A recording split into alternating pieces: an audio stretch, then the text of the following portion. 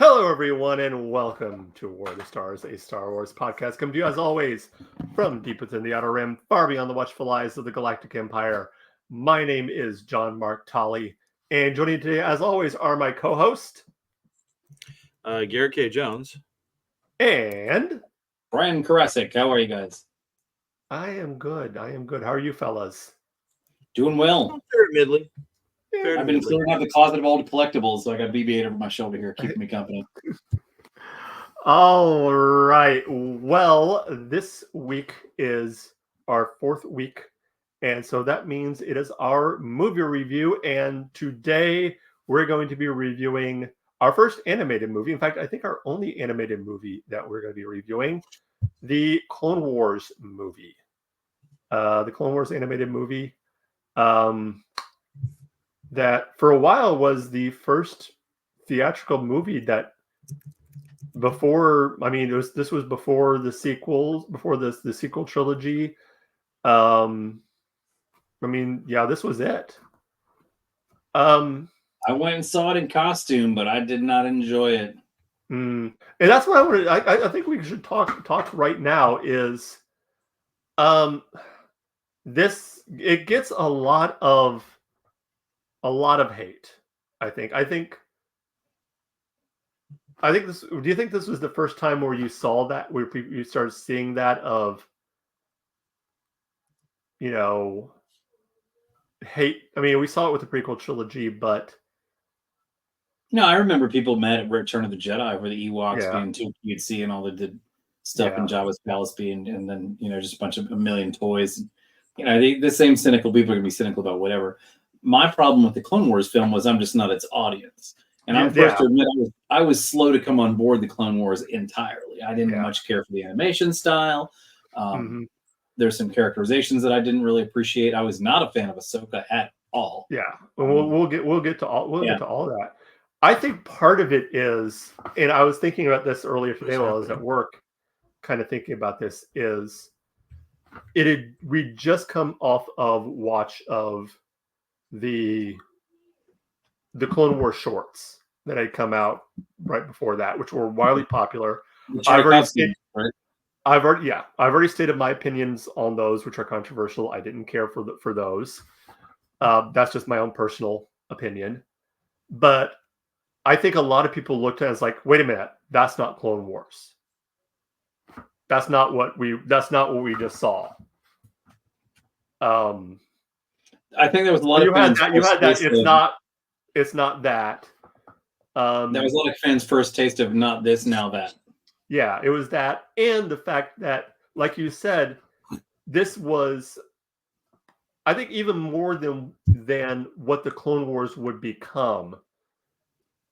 The Clone Wars movie was specifically made for kids. I think as the show progressed, it became more and more mature, more fleshed out. These characters became more fleshed out, but the Clone Wars animated movie, is definitely geared towards a younger audience. They immediately add a 14-year-old protagonist. Yeah. And I think that was the other thing, like you said, a lot of people were like, wait a minute, who's this brat? Okay. Why should we care about her? Who's this bratty little kid, that's giving Anakin's problems? I was season 2 of Clone Wars before I appreciated Ahsoka at all. Yeah. I think a lot of people, that was a lot of people. But she has become my favorite light side Force user in the saga. I mean, close tie with Kenobi, and I don't like a lot of light side Force users, so that's saying something. But I don't mind being marketed to, but I don't like being marketed at. Yeah. And I felt that Ahsoka is an underage female in a bare midriff tank top, whose name is a phrase in Japanese. It feels like they're like, buy this toy, watch this show, she's a chick, fine, like, give me the character. And I also, being a military guy, I did not care for the total lack of respect between Master and Padawan, but the Sky Guy snip stuff, I didn't care for that at all. Yeah. And to wrap all that up, I just didn't like, I feel like the presentation, the Padawan Master relationship should start in a more meaningful way than receiving a phone book in the mail. right? Like she shows up and they are so unprepared for her. They assume she's for Kenobi.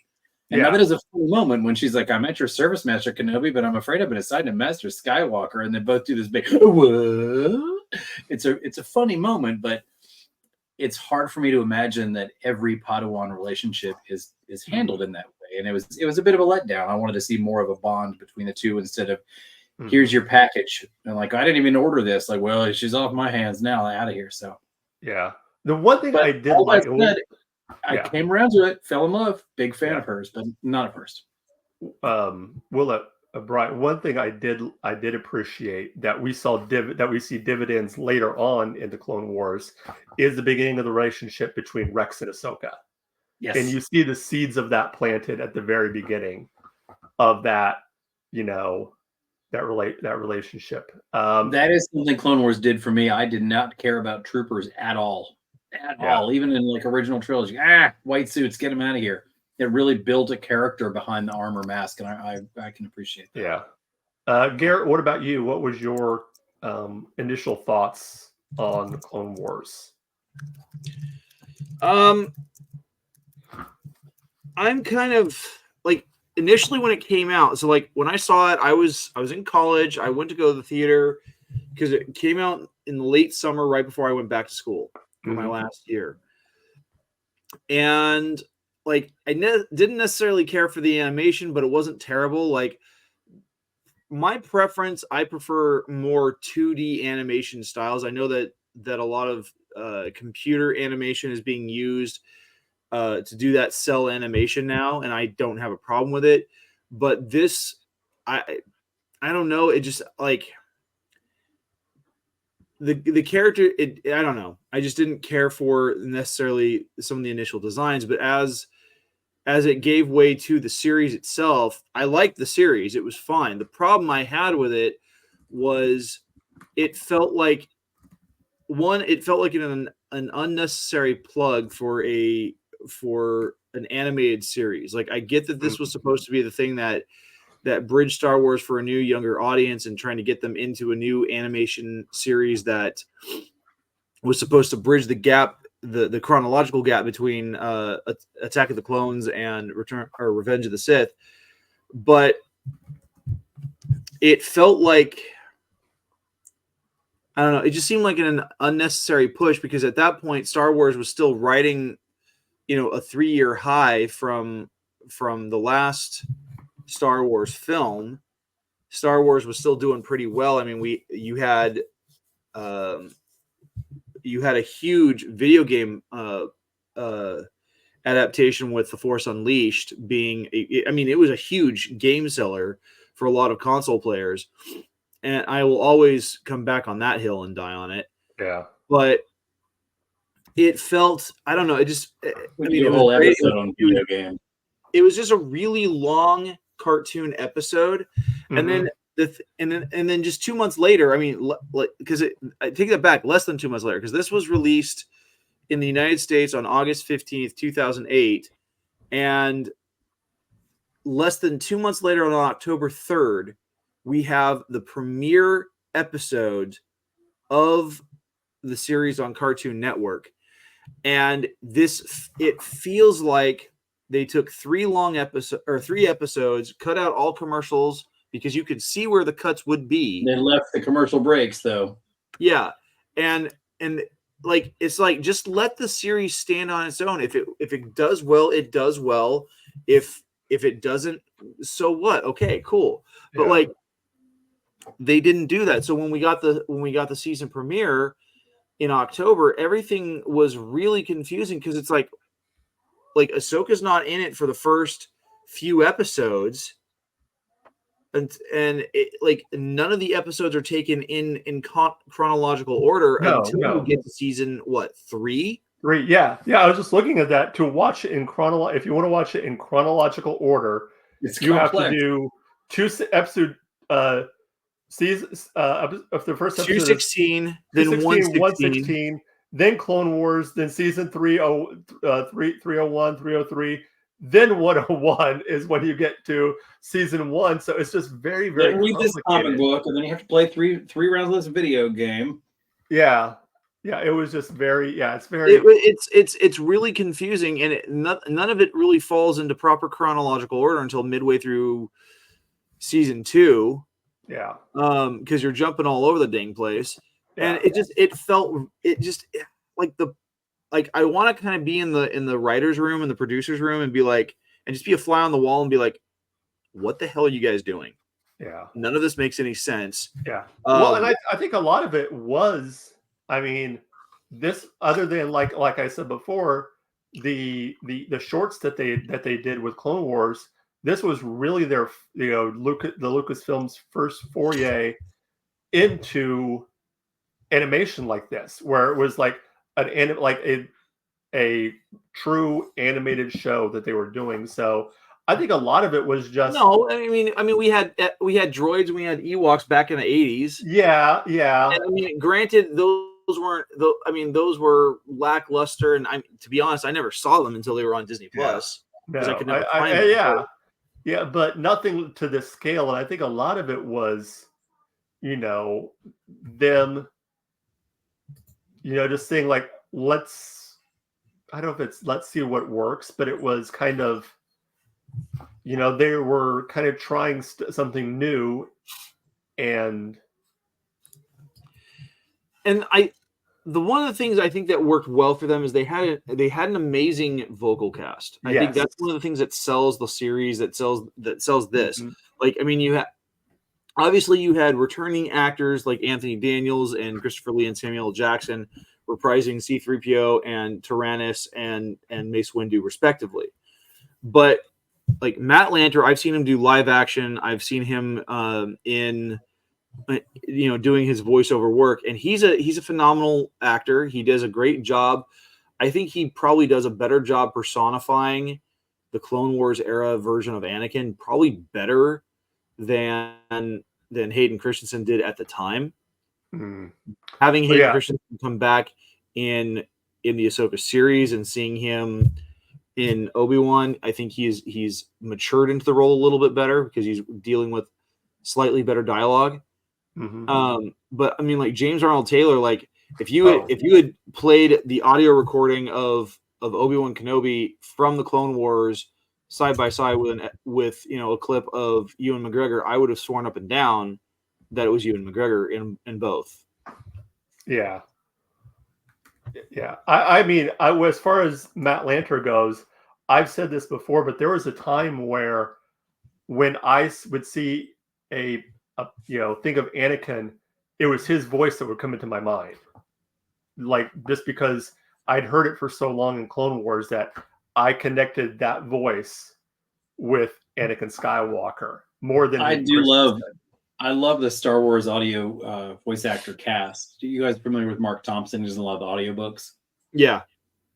So if you ever listen to the audiobook of Dark Disciple, and folks at home, I recommend this. Dark Disciple is one of the best books in new canon. Mark Thompson's Anakin and that era, it's just prior to the events of Episode 3. And Mark Thompson's delivery of Anakin, especially when Anakin is angry, is just straight up Jesse from Breaking Bad. It's a clear impression of Aaron Paul. It's nice. I like how the Clone Wars matured, and we see tie-ins, like as the series goes on, we see tie-ins and other things. We meet Saw Gerrera for the first time. Yeah. In Onderon. And interestingly, you guys probably caught this, but in Rogue One, there's a battle in the marketplace on Jedha. And one of Saw Gerrera's troops sneaks up behind the tank and just gently lobs a grenade underneath it and takes out the tank. That is a tactic Ahsoka taught him. We see that happen in the Onderon arc in Clone Wars. And I think that's a nice touch. I mean, you could call it a coincidence, but I'm not gonna. I think it's obvious. Like, Ahsoka taught Saw that tactic. Saw taught his people that tactic. I like that a lot. Well, I think that comes down to Gareth Edwards and his direction. Like, because Gareth Edwards went back into the Clone Wars, especially when they wrote Saw Gerrera into that film. Mm-hmm. Like, he made a point of watching all the episodes where Saw appears to make that happen. And I think, but I agree with you, Brian, that I think that it was good to watch the series mature, because like you look at other good animation series and why they lasted so long. especially in the last 20, 30 years. The reason why is because they're willing to expose kids to mature concepts like war, but in a way that they can understand. Yeah. I think one of the best animated series that ever does this is Avatar: The Last Airbender. Like they expose kids to genocide, war, bigotry, racism, all manner of things, and handle it in a way that is respectful to the age group that the show was targeted for, and as well as being aware of how parents might react to that. And I think as Clone Wars went on, while the film itself kind of came off a little campy and goofy, especially in the runaway dialogue between Ahsoka and Anakin, I think it was. I think the way that they handled material as the show progressed was really good. I always liked the moment in the Mortis arc when Ahsoka, possessed by the dark side, Skywalker calls her Snips. And she's like, I hate that. And it's great. Me too, evil Ahsoka. Yeah. Yeah, I don't know. You know, personally, I didn't have a problem with the nicknames. You know, because after a while, it became more of a term of endearment between the two. Yeah. You know, it became, you know, what started out For me, not better. I agree with you, but it doesn't improve the situation.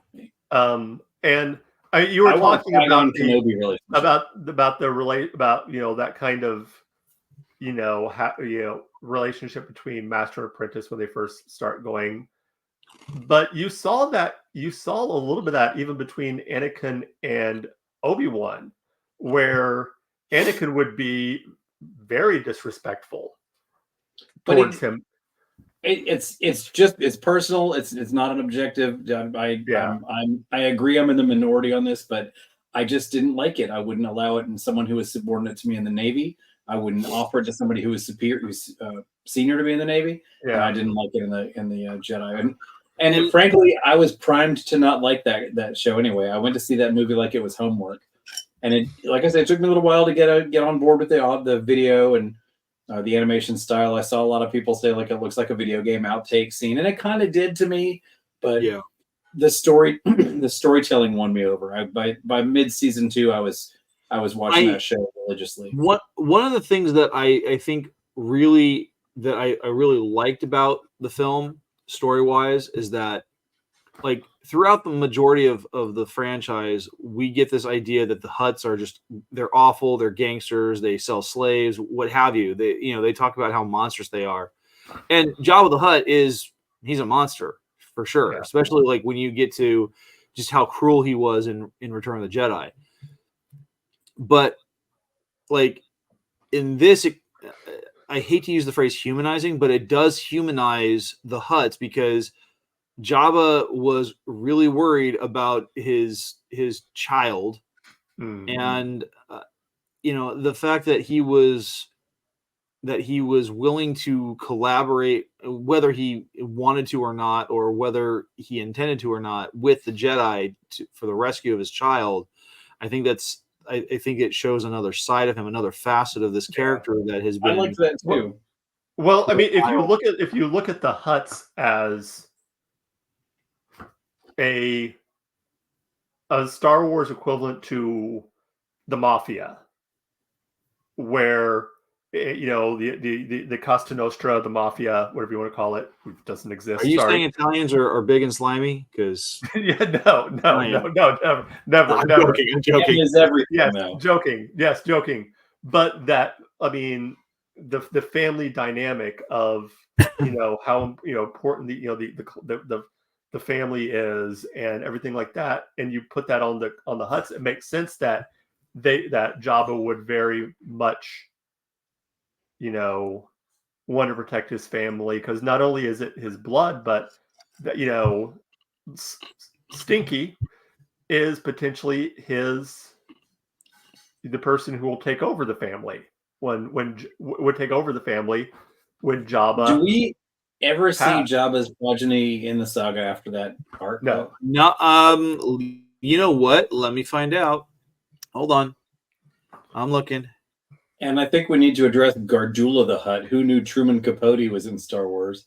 God, that so annoyed me. That's probably the one characterization throughout the entire run of the Clone Wars. Like, I'm sorry, but I do not need to hear Truman Capote's stupid voice being spoken out through a creature that should be speaking Huttese. Yeah. Would you compromise with Huttese in that voice? No. No, he was like Mickey Rooney in Breakfast at Tiffany's level. I did not care for that characterization at all. Like, who is this for? Where is Filoni? Is he on break? How did this happen? Filoni was directing it. Well, was this his first? Was this like his first? It was one of his first big projects. Because like I'm pulling up his work. Like, so hold on a second. Gonna get rid of the ticker. Present. Share screen. Dave Filoni. Boom. Okay. So here, like, I mean, looking at his live action credits, going back, I mean, most of his stuff with live action has been Star Wars related, but as far as animation, Dave Filoni actually got his start on King of the Hill in the animation department. But then he was also in the animation department for Kim Possible, so he's got that Disney background. He also worked on Lilo and Stitch the series. But then, if you look over here, he was a director and part of the animation department for Avatar: The Last Airbender. That was one of his big things, and he directed some of the best episodes in that series. So most of his content has been Star Wars related, but he's got a huge animation background. It has the skills for directing long before. I respect if you touch King of the Hill, you got my vote. And I love Filoni anyway. I mean, the man can do no wrong. But there were just some hitches coming on board that show for me. But by the end of that series, and I mean, I talked about meeting Saw Gerrera, but then when they did the reboot, right, the last season, boy, you can tell Filoni's got Ahsoka is his baby. She's his princess.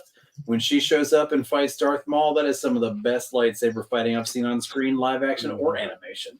And the touch that Order 66 goes down and Ahsoka's troops turn on her while the paint is still wet on their helmets from painting the orange on there, right? It's moving. And it's funny, like here's me 6 years ago saying, video game outtake, who needs it? Not for me. Whatever. Like, I ought to walk out of this theater, but the popcorn's so good. And then 6 years later, I'm in tears watching Ahsoka get fired on by her own troops. Oh yeah. So, Brian, you asked the question about if Rhoda the Hutt, that's Stinky, if he had any other appearances outside of the film. He does have one physical appearance in the episode Sphere of Influence, which I think is a season 1 or season 2 episode. He is mentioned in the Hunt for Zero the Hutt, not Gardula, Hunt for Zero. Oh, okay. Was Zero the Truman Capote? I lost track. Yes, Zero was the Truman Capote-esque character. And then he's mentioned in 2 Clone Wars stories, Light and Dark, the book and the audiobook, The Lost Night Sister. Okay. While we're on Hutts, did you guys read the Aftermath trilogy? I did not know. I recommend it. It's one really good book, sort of spread out across 3 mediocre ones. Not a big fan of a lot of it, but we meet Nema the Hutt, who is that's the series by Chuck Wendig, right? Yeah. Okay. Nema the Hutt is described as being like more like a worm than a slug. Like, she's a lean Hutt, and her followers are like lobotomized cultists instead of just hired goons. It's a really neat story arc. I like that a lot. But I digress. I also love how the Clone Wars feeds into and has become such a vital part of the saga. You know, like how big was the Ahsoka series? How important a character is Ahsoka? She's introduced in here. I call her the Harley Quinn of Star Wars because she started as a cartoon in a kids show, and she has evolved into this pivotal archetype. Like she's the first fulcrum, right? Like she's where the rebellion began. Reading, and that was, I read her. Here's what a goof I am for Ahsoka. I bought the hardback copy of her book, which Ashley Eckstein signed at a Barnes and Noble in Tampa, and I also got the audiobook. So I read the book while I was listening to it. I read along with Ashley Eckstein reading it to me, and it's a great read, by the way. If you're a fan of, if you don't hate Ahsoka, you're gonna love her by the end of that book. Yeah. Yeah. One thing, going back to the movie, one of my favorite scenes, because to me it just epitomized the snarkiness of Clone Wars era Obi-Wan, was the surrender negotiations with the separatists. That was some of my, because you know what he's doing, you're just like, oh. As we've been talking, I've thought of some of that snark between Kenobi and Anakin, and it's episode 2, big chase through. Yeah, big chase. No, the big chase through Coruscant when they're trying to. At the very beginning when they're going after the assassin. So I love the moment when Kenobi is like only barely saved by Anakin in a speeder that Anakin has stolen, essentially. And Kenobi's like, "What took you so long?" And Anakin's like, "Oh, you know how it is, Master. I couldn't find a speeder I liked." Like, that's such a great moment. And that to me is the best acting Christensen does in that whole film, and I love it. I love him. I think one thing I can say about the snark between Anakin and Obi-Wan that we see throughout the Clone Wars, and even in like episode 2 and episode 3 until, of course, the turn. That's different between what we see initially between Anakin and Ahsoka is that had come after them being together for years. There was a respect between the two, and when you get to the Clone Wars, they're both ranked equally. They're both generals. Yeah. Whereas with Ahsoka, you have, there's a command. She's a commander. And which the rank structure of the rebellion is ridiculous. There's just no way to follow it. At least in Star Trek, the Federation just follows U.S. Navy ranks. There's no general, admiral, captain, commander. Who knows? Yeah. Gotta love those honorable titles, right? That's interesting to me too. And I know this is a little divergent from the movie itself, but again, as we see the Clone Wars mature from the initial movie into the series, the arc wherein Ahsoka is accused of murder and excommunicated from the Jedi, that's big stuff to put on 6th and 7th grade audience. Like that's impressive. And like every moment of Asajj Ventress on screen is just wonderful to me. It's just the storytelling and the craft of who she is as a person. And then you read her book, Dark Disciple, it's unbelievable. But all of that stuff feeds into this amazing story arc for a character that I initially thought was a throwaway. Like, I don't need a cute girl in here. Like, it's embarrassing now. And all of a sudden, like, she's grown into this. We make Return of the Jedi or Return of the King jokes about Ahsoka the White, but she's such a key character. And Ahsoka, I mentioned she's my favorite light side Force user. Ahsoka has more reason to turn to the dark side than any Force user, including Anakin, that we see, like the way that she's treated by the Jedi, how callously she's thrown away. Like, you're accused of murder, and so we're going to excommunicate you based on that accusation with no trial. We're all telepaths, so we can tell you're telling the truth. You have an absolutely unblemished and spotless record. You are a commander in the military, but somebody said they think you might have killed somebody, so you're out. And then a couple weeks later, after Asajj Ventress helps her clear her name, they're like, hey, Ahsoka, you want to come back? And she's like, no, I'm all set. I'm good. And it's not the way you'd see the story going. And it's so impressive to me to see the seeds of all of that planted in a movie that I initially had no taste for, but it grew so well, and that is all Filoni, and that's why I say Filoni can do no wrong, because he took that seed and he grew it into an amazing forest from which a lot of Star Wars is now deriving. Like we see the Ahsoka series. Ahsoka features heavily in the Foundation of the Rebellion, so like you can see her face in Rogue One. Like Ahsoka is absolutely iconic. She's an axis of Star Wars now. Mm-hmm. I would agree with that. Yeah. Well, let's talk about the villain. The villains. I mean, obviously we see Count Dooku, but what do you guys think about Ventress? Yeah. Yes. Yeah. I've been talking a lot, Garrett. I want to hear what you got to say about Ventress. Ventress is actually a character that I've come to respect as a character. Like when I was first introduced to her in Genndy Tartarovsky's 2D animation style, like I actually love that, because a lot of it has very little to no dialogue. And it is quintessential for, like, first of all, I'm a big fan of Samurai Jack. So since it derives from that style, I like that kind of storytelling. Mm-hmm. But the thing I like so much about it, as tedious as some of the storytelling can be because there's no dialogue, is that you have an opportunity to do more with the camera and with the action. This is where show don't tell really is done well. Mm-hmm. And so you get this really cool sense that like Asajj she's a force to be reckoned with, no pun intended on her skill set. She shows up at Dooku's fighting pits and just like bests every single one of the champions that he's looking to recruit. And really he knows that she's the one that he wants to begin with. And like he's aware of her presence from the very beginning, and she shows off. And then it's like, okay, let's put you through the paces of what to see how dark you can be. The fact that she has this hatred for the Jedi because she felt like they abandoned her and her former master after he died is 100% did.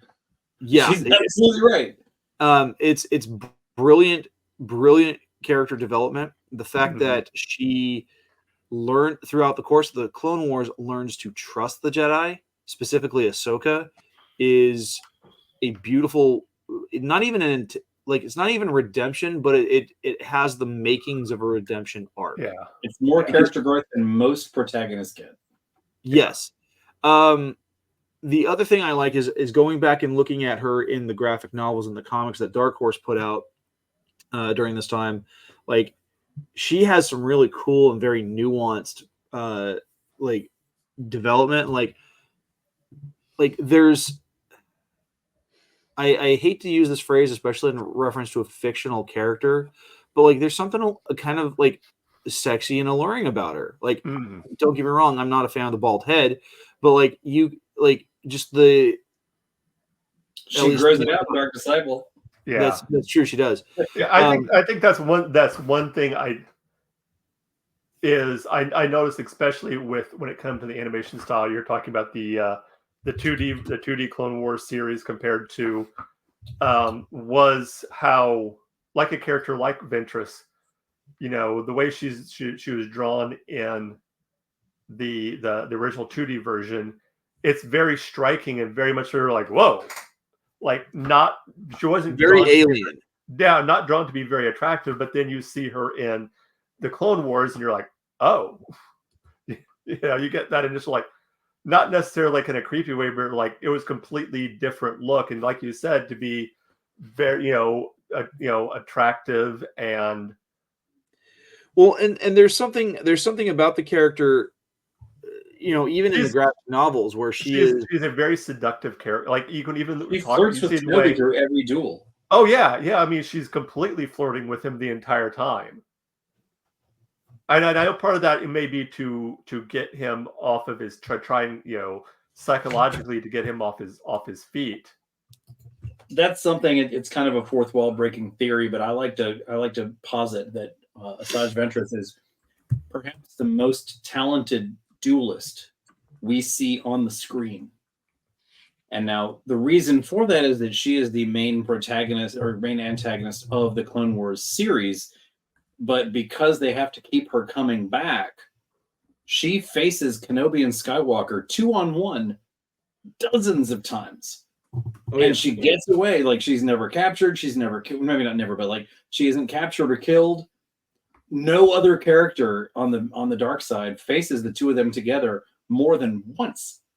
Well, and she does it a dozen times easily. So that's, and again, what's interesting is it's a TV show. In the first volume of the Clone Wars graphic novel series that Dark Horse put out, she actually appears towards the end of this volume, and she has a fantastic fight sequence that takes her up. I'm pulling up now, like against a variety of Jedi, of varying skills. Some of them are Jedi Knights, some of them are Padawan, some of them are Masters, and she wipes the floor with them. Like, she just destroys them. And then it eventually leads towards her dueling with a young guy who's kind of similar to Anakin in the way he's portrayed, and the character's name is Rod, or Rahad or something like that. But like she almost turns him to the dark side. And if you haven't read these books, like, they're really, really good. Seeing her relationship develop with Quinlan Vos is amazing. And Garrett, I'm impressed. I'm not surprised, but I'm impressed. A lot of people don't know that Asajj Ventress was a Jedi Padawan. She's the only character we see in canon who is trained as a Sith, as a Jedi, and as a Night Sister. Yeah. Honestly, I was just thinking about this with the recent Tales of the Sith they did. Instead of instead of doing the stories that they did, I would have liked to have seen the continuation of Asajj Ventress's story. I mean, Dark Disciple is drawn from unproduced episodes of the Clone Wars. Yeah. By Katie Lucas and Christy Golden. I think Ventress could easily carry a series just as well as Ahsoka did. She's kind of the dark side Ahsoka. Yeah. Dual wields lightsabers, betrayed by her leadership, not exactly her master. But they get into some kind of weird canonical tangles with Ahsoka, like where was she in episode 3 kind of stuff, because unfortunately she's such a pivotal character who was introduced after the prequel trilogy. But as I think we've discussed here, albeit briefly, if Ahsoka exists in episode 3, Anakin does not follow the dark side. I think more so than Kenobi or even Qui-Gon, she would have kept Anakin on a better keel. And I also think that he probably wouldn't have fallen in love with Padme if Ahsoka had been around to kind of rein him in there. Like, come on, sooner. I think it would have prevented him from falling in love with Padme. But I think at the same time that I don't know, because of when she's introduced, like, even if she had been around during episode 3, his fall to the dark side wouldn't. I don't think it would have been. I don't think it would have happened the way it did. I think his focus would have changed. I think the thing that would have turned him would not have been his love for Padme. It would be the death of Ahsoka. Because she was his student. Yeah. And I wish every week we talk, I find myself wishing that they were still making Star Wars Infinity's comics, because I really would like to see Anakin turning in Palpatine and not coming to the fight, and Palpatine having to turn to Ahsoka as his apprentice. That would actually be really cool. If you Google Dark Side Ahsoka, there's some awesome ArtStation interpretations of like Emperor Anakin and Darth Ahsoka type stuff. Pretty neat stuff.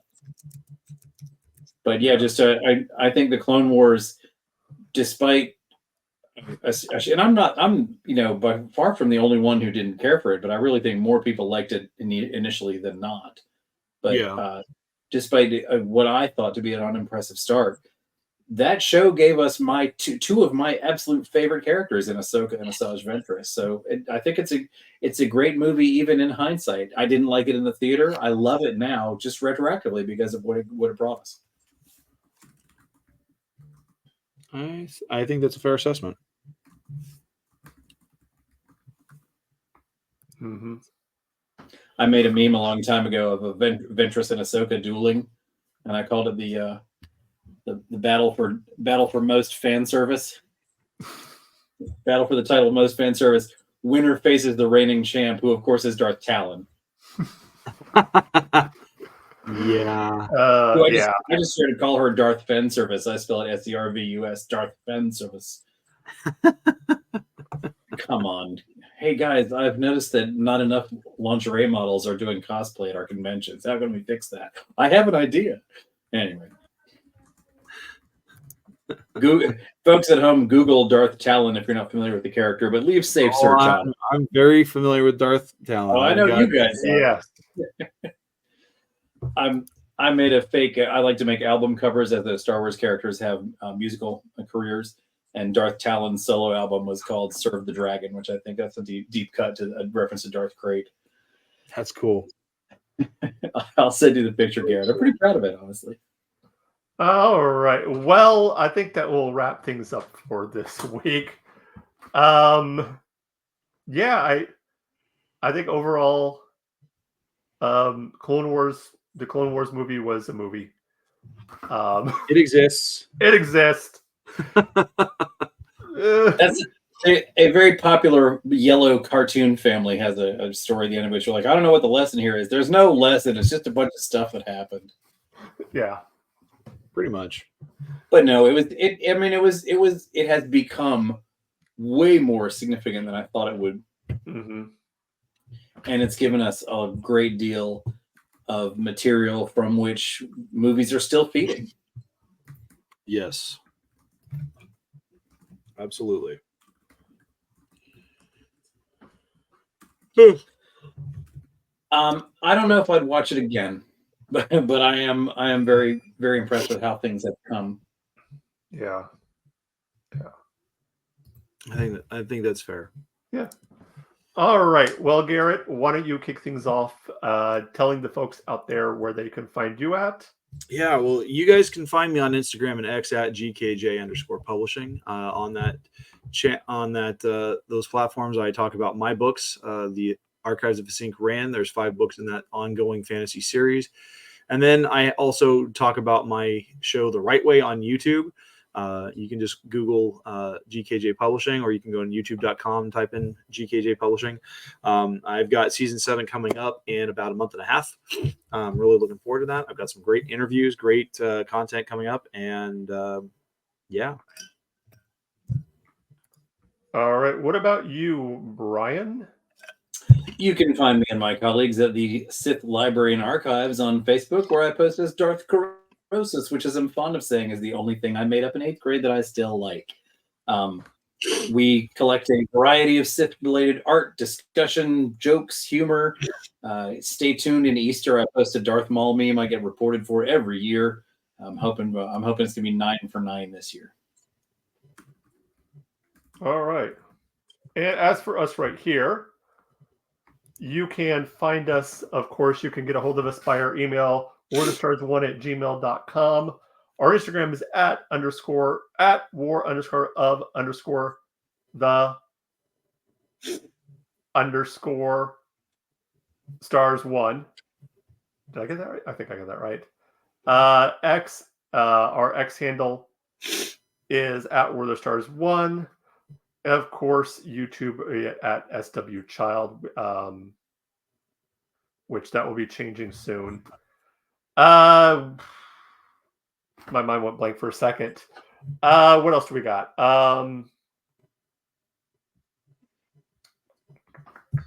Sorry. You can get a hold of us. You can check out the show. We are part of Geek News Now. on YouTube and Spotify. On YouTube, go to Geek News Now Official, so you can see our handsome faces. Yeah, we all have a face for radio. Well, there's. Yeah. If you want to support the show, ko-fi.com/War of the Stars, or you can go to our Spreadshirt shop, spreadshirtshop.com/war-of-the-stars. we've got a lot of underscores and a lot of dashing. We are very dashing. Cool. Yeah, that'll about do it for us. As always, remember, this is not just my Star Wars. This is not just your Star Wars. This is our Star Wars. Until next time, may the Force be with you. That's no moon. It's a space station. Bears. Beats. TV!